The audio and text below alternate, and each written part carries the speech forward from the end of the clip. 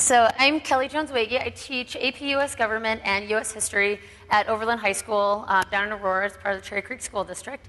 And I was very excited when I got asked to present again this year because I finally came up with a theme. I'm not the world's most creative person, so I was really excited because I came up with a theme and it was this really cool thing. I found Dr. Seuss and I thought it was like the greatest thing ever.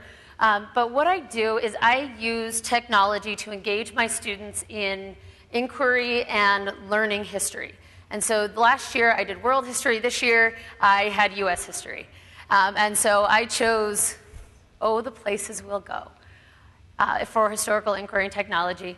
And so one of the things that I realize is that if I start using inquiry is that I can take my students into the past. So rather than using the lens that we have in 2012, I can take them back into history and have them use that lens of whatever year or whatever time period it is that we're studying.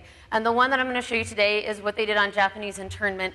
I was getting ready to do Japanese internment, and I really wanted to do something that was Colorado-based, and it was inquiry-based. And so I actually emailed April from History Colorado. She was one of the people helping check in. And I said, April, I know you have all these amazing resources on internment.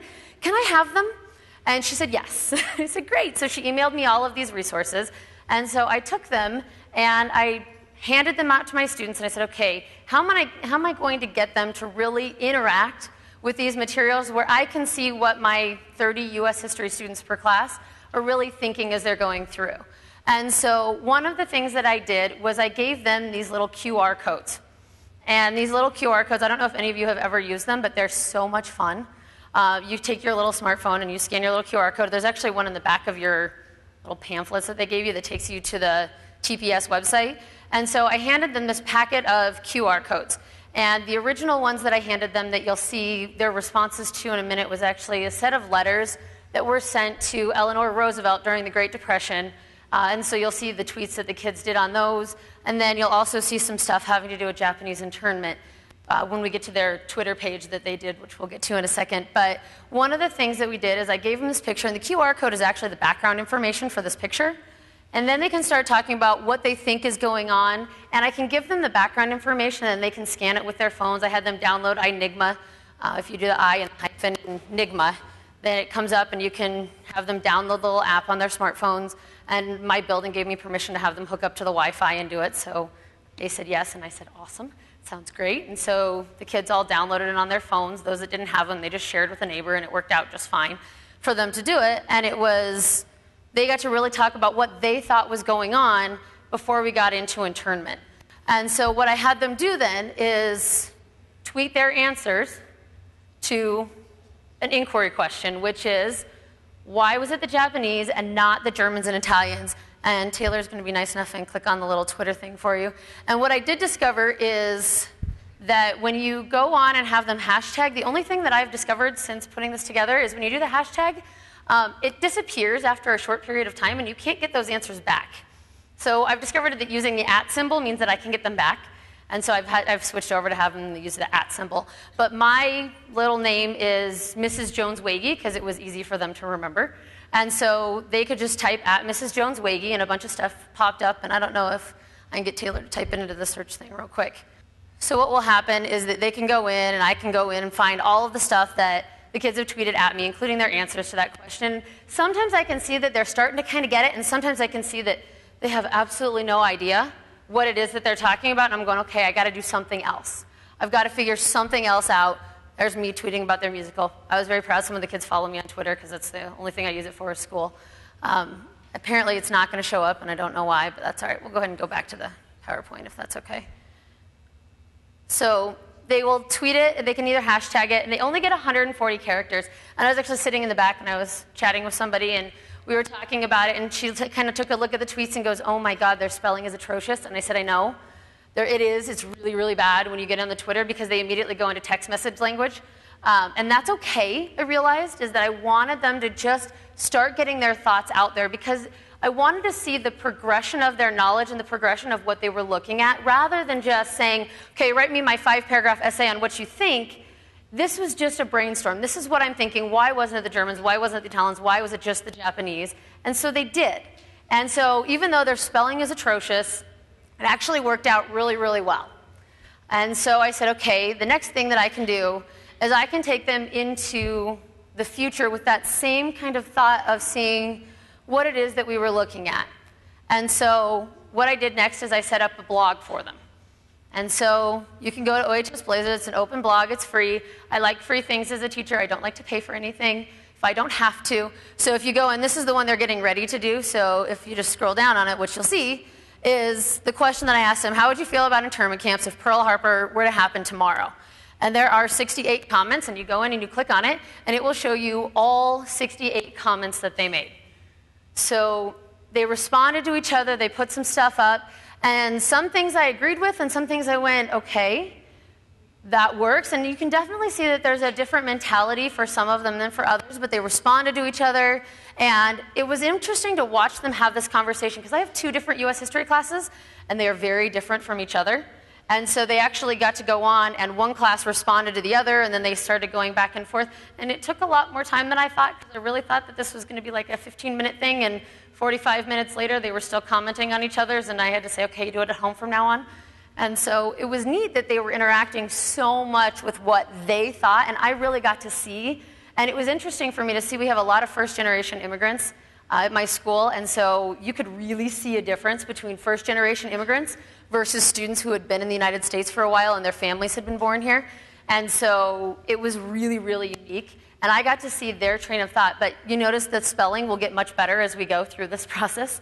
So they do start realizing that one was just throwing out information, and then the next one, they started writing in at least complete sentences and complete words, which was really nice.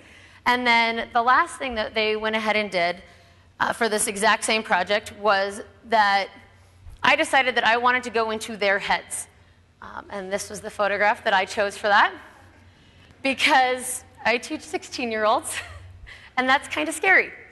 And I thought that it was going to be a lot worse than it was. And so the way that I really want to get into their way of thinking is what I use a wiki. And every one of my students has their very own wiki. Abby's had hers for longer, so she actually uses her name. Most of my students now, we just use their student ID number, because I realize that then it can't be repeated, and I don't have to worry about so-and-so had the same name as me. So Abby's had hers for a while.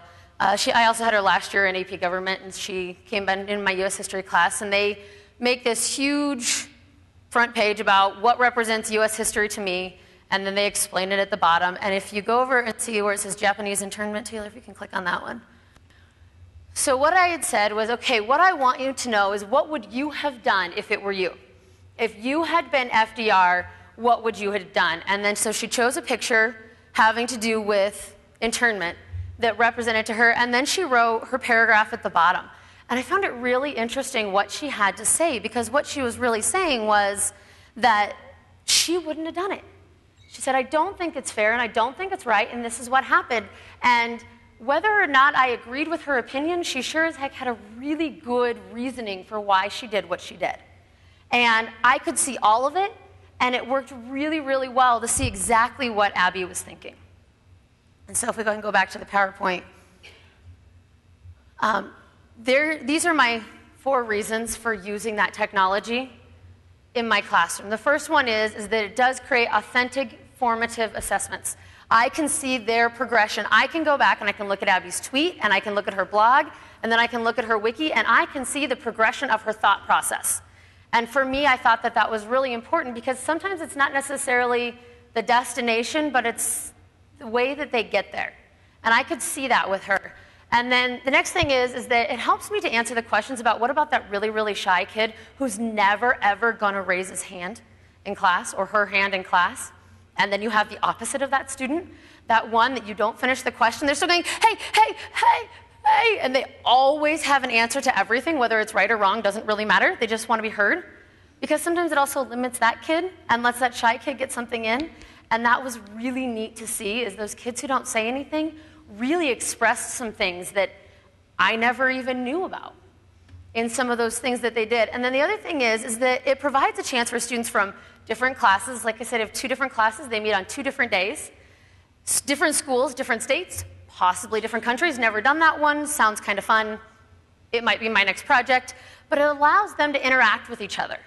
Whether it's by Twitter, whether it's by a blog, whether it's by a wiki, those students can interact. And so you don't just get your 25 to 35 kids interacting with each other, but you can get a whole group of people, you can get hundreds of people working on that same question and different ideas coming about because of it. And then the last thing, which for me was really nice, was it mostly ends my cell phone, iPod pad battle that you have in your classroom of put your phone away, why is it out?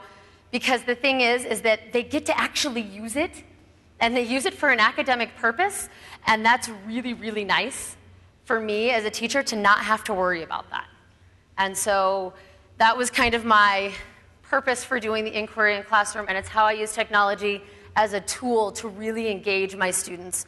And so I have to finish with a fabulous Dr. Seuss quote of think left, think right, and think low and think high. Oh, the things you can think up if you only try. Thank you very much.